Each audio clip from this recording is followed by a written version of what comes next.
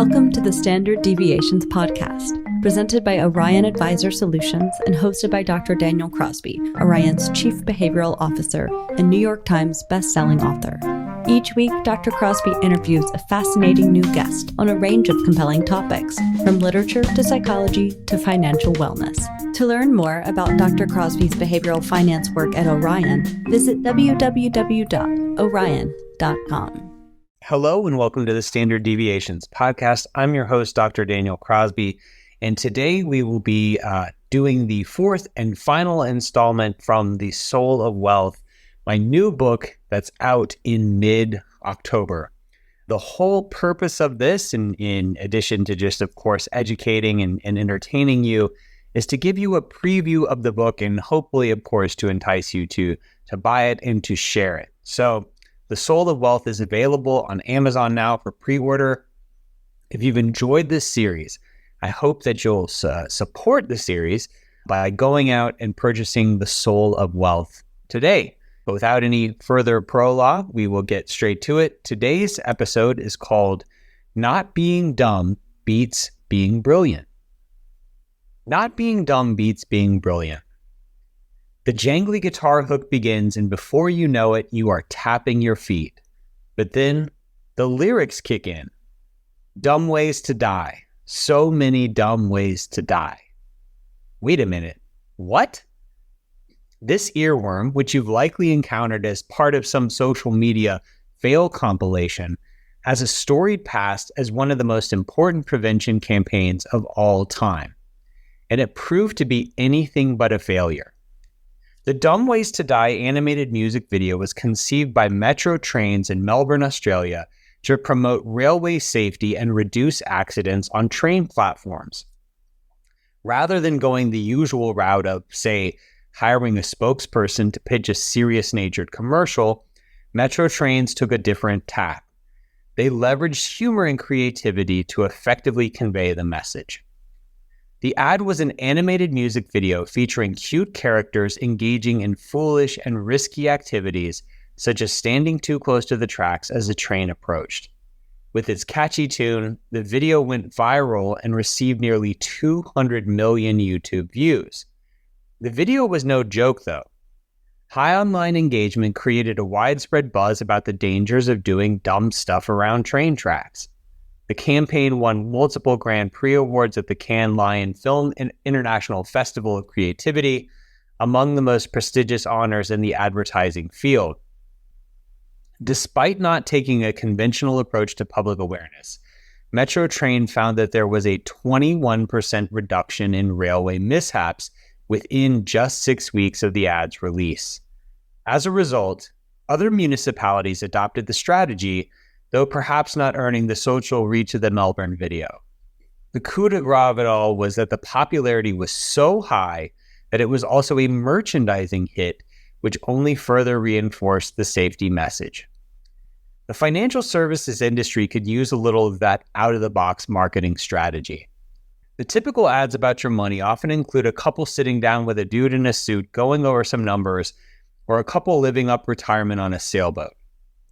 In addition to the sailboats, there are so many sailboats. Mountains and compasses also make frequent appearances, all bathed in some non-offensive shade of blue. Now, maybe such milquetoast approaches work for the affluent who are already on the right track, but so many of us are not even close and could use an irreverent jolt of the dumb ways to die variety. For example, not everyone who's offered an employer-sponsored retirement savings plan actually takes advantage of it. Of the 79% of Americans who have the option of investing in a workplace retirement plan, only 41% opt to participate. As such, less than 1 in 3 Americans is saving using a 401k. And only about 1/3 of Americans diversify their portfolio. Outside of investments, half of people don't have life insurance coverage. Unsurprisingly then, just 1/3 of Americans have a written financial plan, with the rest claiming they do not have enough money to make it worthwhile, they lack the time for it, or they believe it to just be too complicated. Amid this apparent neglect for long-term wealth management, day trading and other risky money behaviors have been on the rise, spurred on in part by the COVID-19 meme stock mania. Why does it seem that our financial priorities are so out of whack? And what can be done by industry practitioners to help fix this broken situation? Well, maybe hiring a few marketing whiz kids from Melbourne Metro trains is a good idea, because we need to flip the script from focusing on big-time success to honing in on getting the small things right. You see, personal finance and investing are not about hitting home runs. It's not about being as savvy as the folksy Warren Buffett, nor is it about taking advice from social media stars.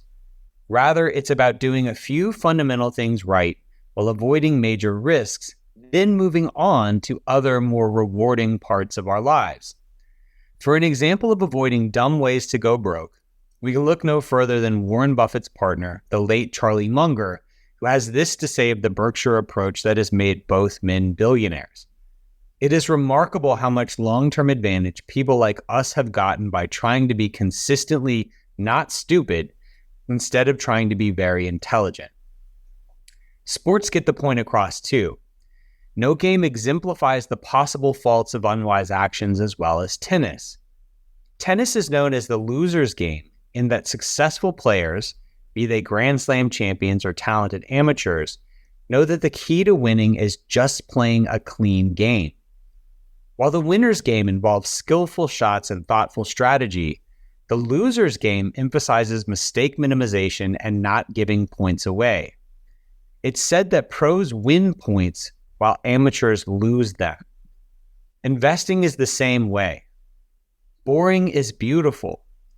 Going for the big score often results in a costly financial double fault. For many families, step one in not being dumb is to protect against catastrophe. Holding the right amount of insurance, building an emergency fund, maintaining an estate plan, and even taking care of yourself health-wise can all help mitigate financial pitfalls. When it comes to your investments, make it a point to save periodically, maybe through your retirement plan at work or in an RIA or both. Once you have your investment train chugging along, be sure to diversify and plan for specific events such as your children's college or your retirement. If you have sufficient insurance, a cash safety net, and a basic portfolio, and still insist on picking individual stocks, despite everything you've read me write about, do so with a modest amount of your wealth, no more than 3 to 5% of your net worth. Maybe you'll hit a backhand winner, maybe you won't. Think of it like a cheap meal for your money. If you're still daunted by some of these concepts, you're not alone. Most people, even those with a bag full of money, are not well versed in how to best manage their finances.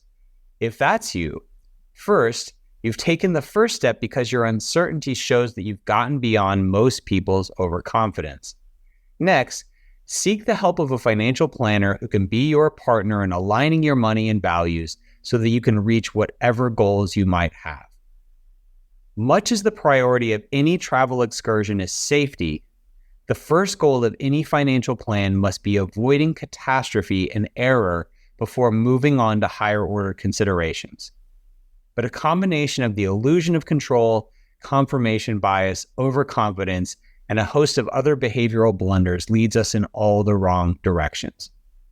Our biased human nature causes us to focus on sexy but inconsequential things like picking stocks, often neglecting more fundamental considerations like getting good advice, having appropriate protection, adequate savings, and broad diversification.